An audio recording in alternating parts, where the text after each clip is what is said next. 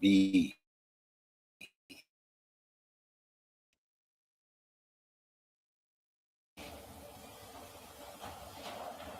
Why is it?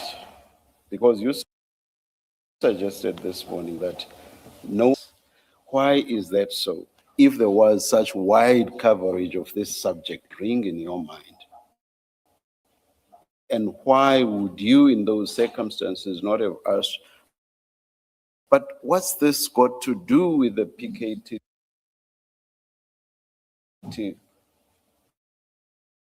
What the investigations that we are embarking upon as IDEC, why was your mind not put on an inquiry in that regard?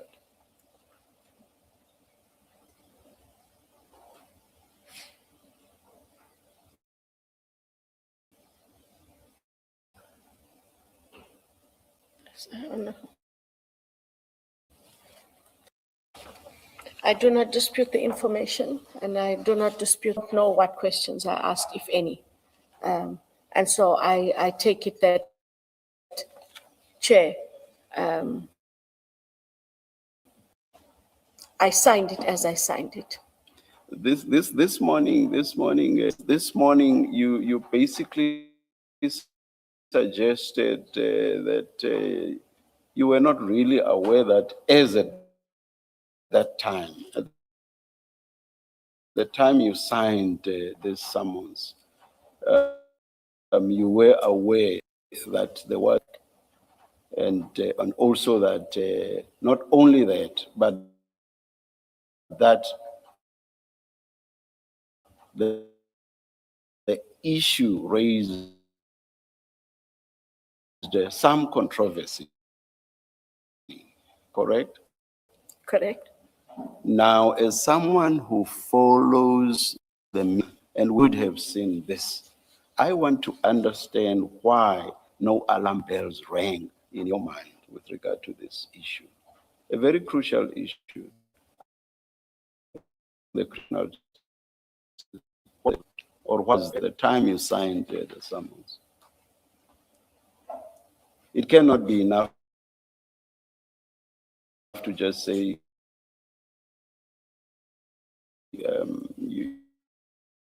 you just signed. That's not enough. No. Why did you sign on something that's controversial? That at the time. Why?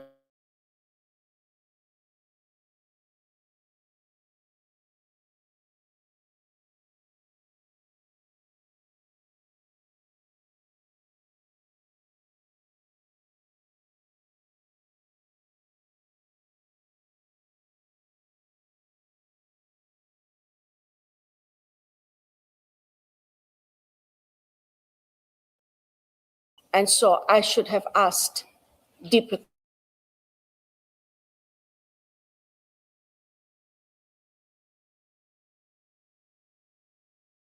Continue. And what I'm saying is I'm not looking for an excuse for, I'm saying, should I have? I appreciate that I should have, and that I didn't ask deeper questions, and I did sign it. I cannot get away from the fact that I did sign it. It's crucial that you say you were not aware of a PKTT investigation. And this was an issue that was topical, and not only topical, but also controversial investigation as at the time. But you go ahead and you sign. That's very difficult to understand. And unless there's something telling us. Not at all, Chair. And when you look at the sign, that document talks to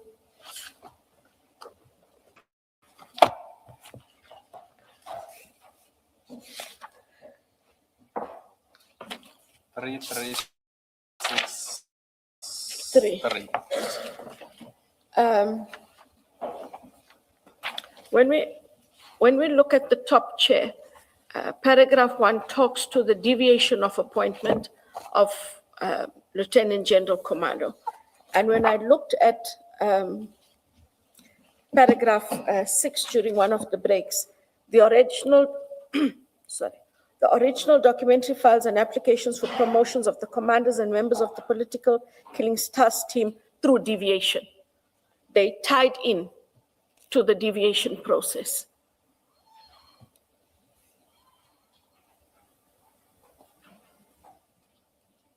But that doesn't take away, again, Chair, doesn't take away from the fact. It doesn't address what I'm raising with you, which is at paragraph 6 of Annex B.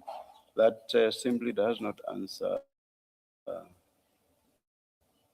the question.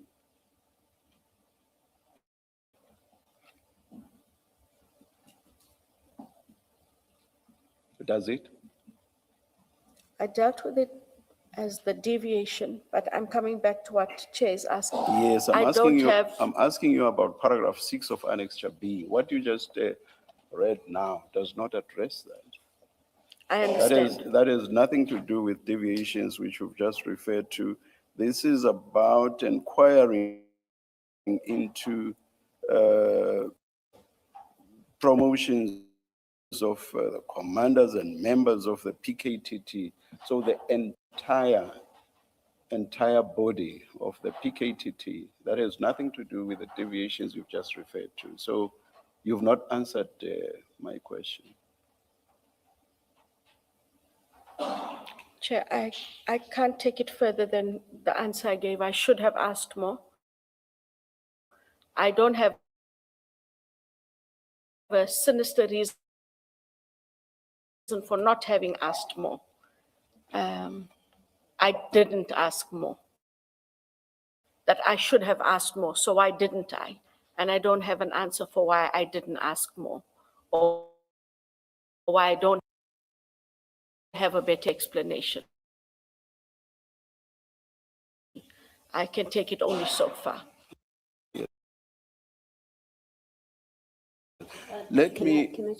I want to suggest, as you continue,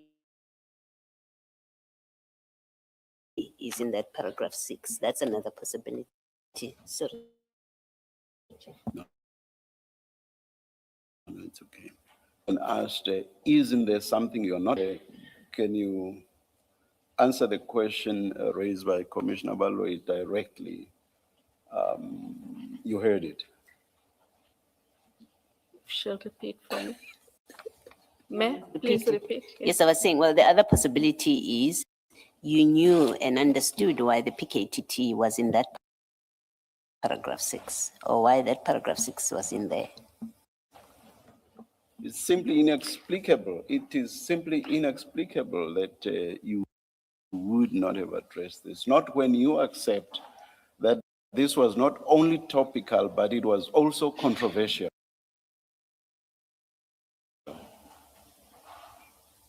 So alarm bells should have rung in your head that you did nothing. What that tells us, subject to your response, is you must have known what was going on, or not? Chair, I can't take it any further. I accept your point. You accept that I accept your point because that you knew what was going I must have known, because there's nothing else I have to gainsay it. I followed your logic. on. Yes. And what I'm saying is, in the absence of something to gainsay it, I'm going to be talking in circles and rambling on at this part of the afternoon, which none of us want. If you knew it and it had nothing to do with what was being investigated, you've said in so many ways that the PKTD was not being investigated. So if you knew, why did you sign this when it included something about the PKTD which was not being investigated? If, as you say, you knew about it. Or at best for you, you must have known about it. At best, I must have. So why did you sign it? You know that the PKTT is not being investigated and you accept that you must have known. Why would you have signed this? Why did you not cross out number 6? of an extra pay. I know it may not make sense, Chair, but I followed the line of what they were asking. And for me, it went back to promotions of the commanders and members through deviation, because we were dealing with deviation right from the top, and we were dealing with appointments. That's still, And- that, Sorry, oh, I'm finish. Sorry, that is how it followed for me. I accept it may not make sense to anybody else, but I followed that sequence of appointments, deviations. There are allegations that there are promotions of the commanders through deviation. We were talking about promotion of an appointment of Lieutenant General Kumalo by deviation. So it made sense in that regard. But what the questions were that I asked, That reasoning simply does not make sense, because 6 is about the entire complement of the PKTT. You would have to be suggesting that you thought that deviation applied throughout the entire complement of PKTT, which simply does not make sense. You could not have believed that at the time. So your answer is a non-answer, Advocate Johnson. Chair, I agreed with you, and I'm sticking to that agreement. You agree even with the last proposition? I agree with your last proposal. I can't come up with something different in my head at the Yes. moment. This happened early last year, early Yes. last year. Yes. I have no other recollection or something to trigger my mind. I did think that by talking to Mr. Perumal, it might have triggered my mind. I'm not saying I would have come with a better answer, but that is the answer I have to The problem, make peace with. the problem, just to add with a deviation point, is that as you read it, it's person specific. That's number one. Number two, when you look at number 6, it's Quite wide. Not just wide, it covers the the entire spectrum. It refers to all PKTT members, from commanders all the way down to the most junior. It covers, so for that reason, you just cannot rely on the point about deviation. I accept the chair's Yeah. proposal. Now let me make a different point. Having seen what we showed you now about publications, and with you having said you do follow the media, I want to suggest to you that you were not truthful when you suggested that you were not really aware of any issues around the PKTT which would have caused alarm bells to ring in your mind. That is why we went into this exercise of finding the extent to which the issue of the disbandment of the PKTT was publicized. So for you to have even suggested that, no, alarm bells could not have rung in my head, to have suggested that when in fact it was publicized as widely as it appears to have been, you were not being truthful this morning. No, Chair. The alarm bells not going on does not take away the fact that I may have seen some, if not all of this. There were no alarm bells for me and for IDEC. This had been it was a police matter at the time that it was being canvassed. We were not working with the PKTT at the time. I have colleagues in KZN who work with them. But the alarm bells didn't have to go on because it wasn't within our space and it didn't affect any of the work that we were doing. So, of course, there's a lot of discussions, Chair, some unpleasant, and there was a lot of toing and froing between the police and the police ministry and the provincial head for KZN, that was alive and clear, but it didn't raise alarm bells for IDEC at the time. It should have, exactly because this was topical, this was controversial, and you say, as at the time you signed the summons, you knew that there were no investigations against the PKTT. So your mind should have said, hey, this thing is so topical. What's being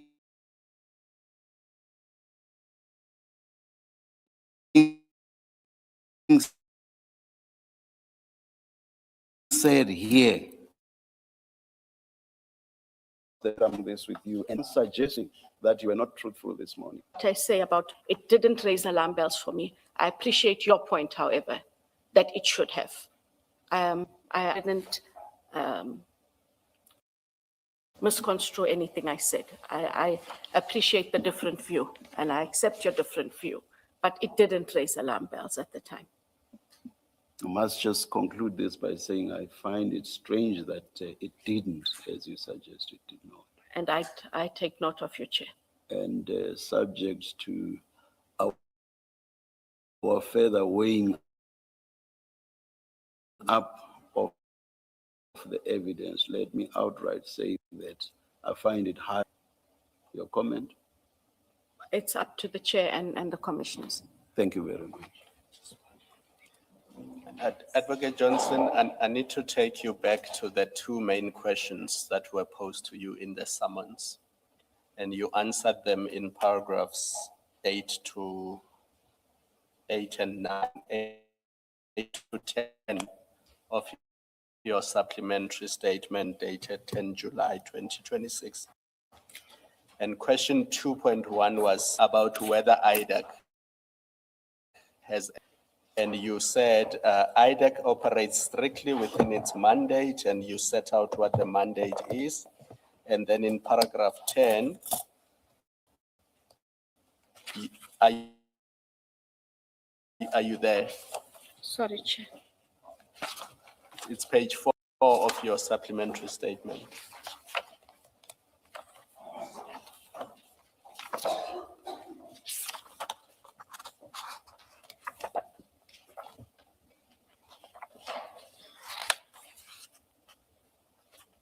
Are you there? I'm at Yes, page so 4. paragraphs 8 to 10, you were responding to question 2.1 in the summons. So paragraph 8, IDEC strictly operates within its mandate, and then paragraph 10, IDEC has not dealt with matters outside of its mandate.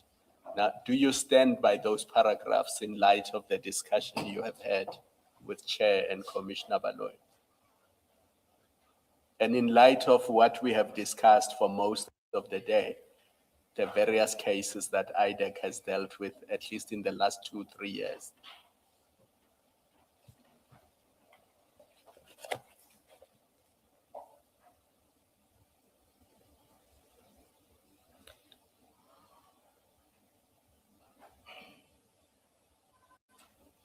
I stand by paragraph 9 because it deals with the commissions. No, that one is That clear. is fine. That one is clear. 8 and 10. Item 10. Can you still say, after all we've discussed, that IDEC has not dealt with matters outside of its mandate? Can you still say that? No, Chair.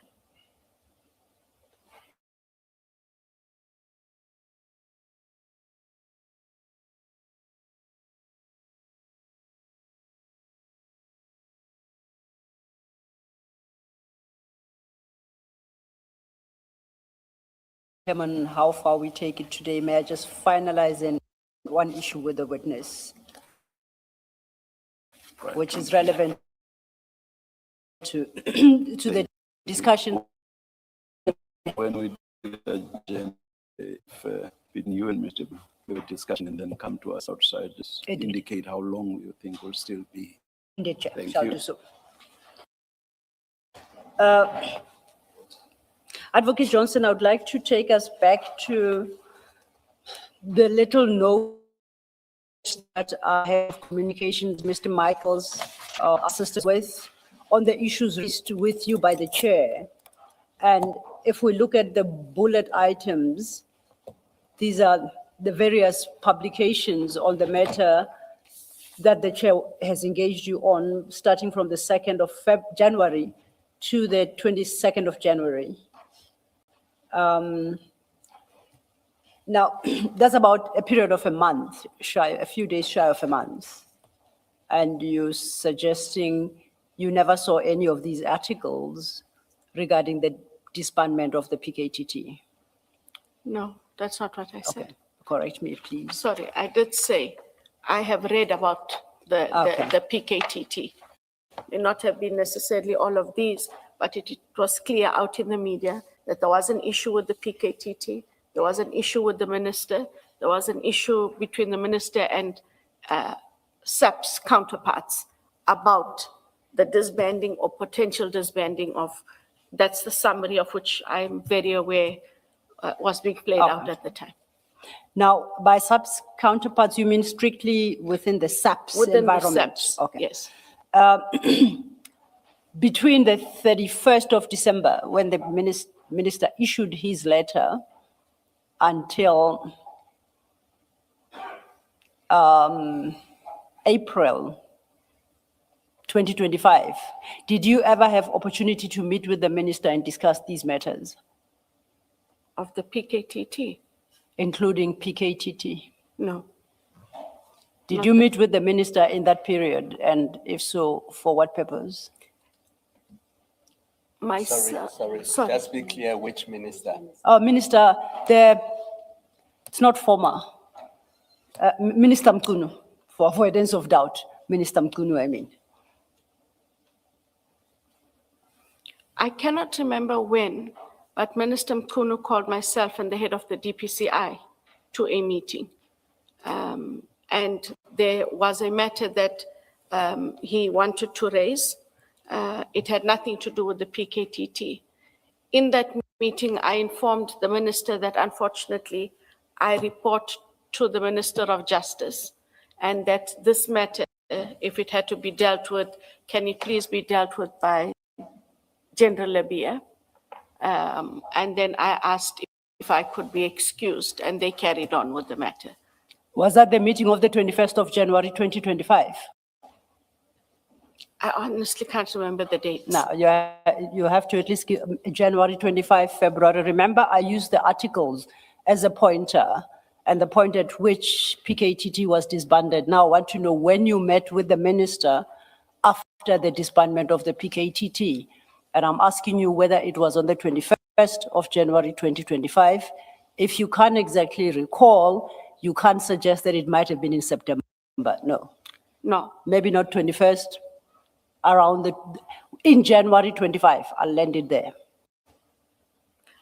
What I'm saying is I can't dispute your date because I can't recall the date. Okay. But what I'm telling you is who was at the meeting, that the meeting was about some other criminal allegation.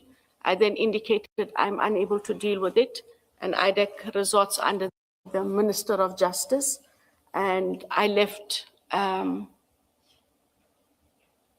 General Labia with the minister to deal with the matter and to finish it up. Later, General Labia did indicate that DPCI will deal with the matter. And in that meeting, I attached the date of the 21st of January.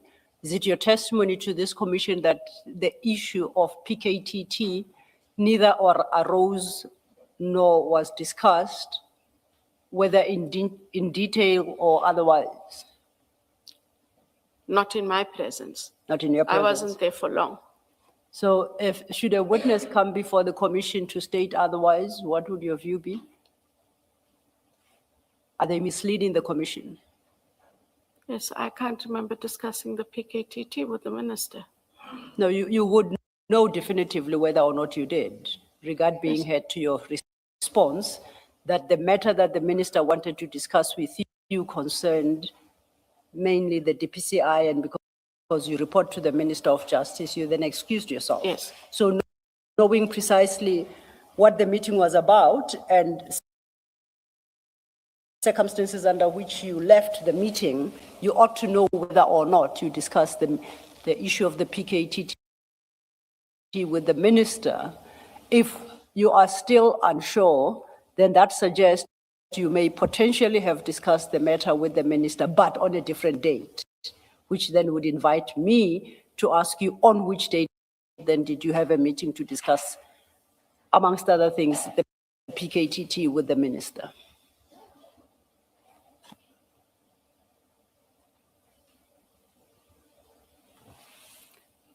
I recall having one. I recall having one meeting with the minister and his chief of staff. And then there was that second meeting that I had with General Lebeya. The first meeting that I had, from my recollection, the minister wanted to meet and greet. He talked to me about IDEC. I can't remember that date. I'll have to check that date. But I can't recall talking to him about the PKTT. Did you? And if somebody says I did and they were there in that meeting, then they'd have to refresh my memory. Okay. Did you discuss Medicare, the Medicare contract? No. That too did not feature not on at your all. agenda? No. Okay. Because I only met him with General Lebeya. And afterwards, I did indicate to the national director that she must kindly advise the Minister of Police that he is not allowed to summon me to any meetings. The only minister who's allowed to summon me to a meeting would have to be the Minister of Justice. So in your meeting with the Minister of Police and Mr. Ngabinde, what was the topic of discussion on the day?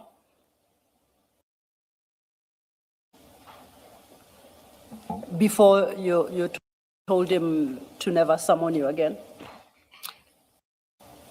I recall that as a meet and greet. He wanted to know what we do at IDEC. And I know it can't only, I know I talk a lot, but it can't have been only me doing the talking. I can't recall what all topics we discussed, and that is why I'm saying if someone else was there and they could refresh my memory, I would know what I, in all likelihood, spoke about. I can't remember them off the top of my head. I can Honestly, accept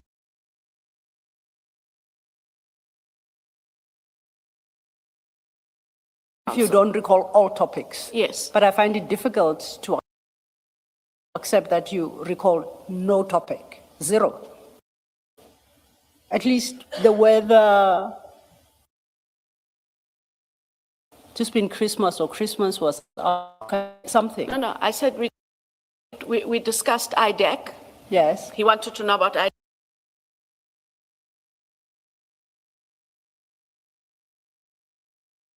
IDEC, how we work, how we operate. That's all you recall of that meeting. And I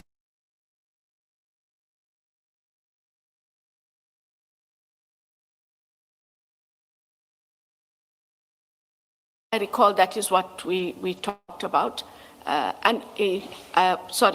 think we did talk about IDEC's relationship very briefly with the police, and I said we all got along together with the DPCI. So to try and help us perhaps get a timeline, if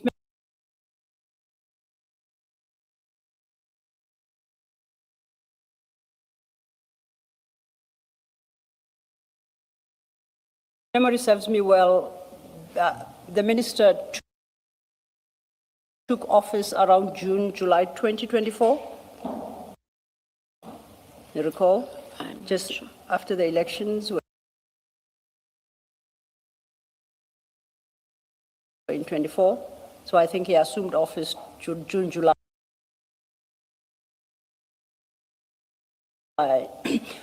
When do you think would have been your meet and greet meeting? using that June, July as his date of assumption of office.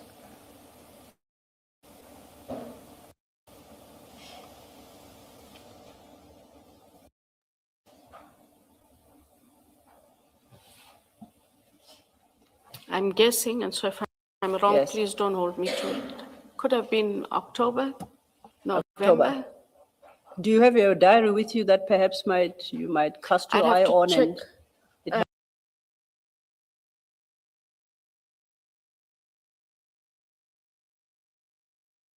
help No, us? I'd have to check in my electronic diary, yes. Okay.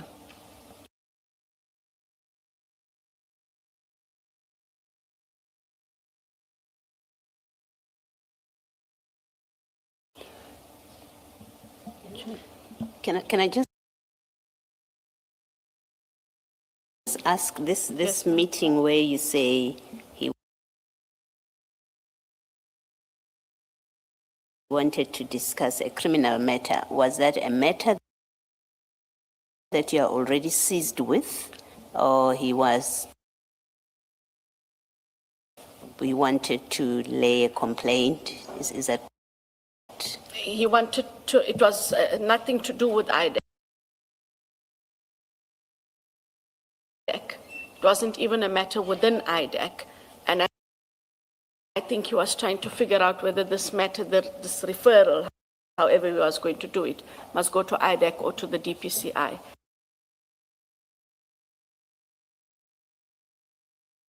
And within probably 10 minutes of the way the matter was introduced, I was able to say,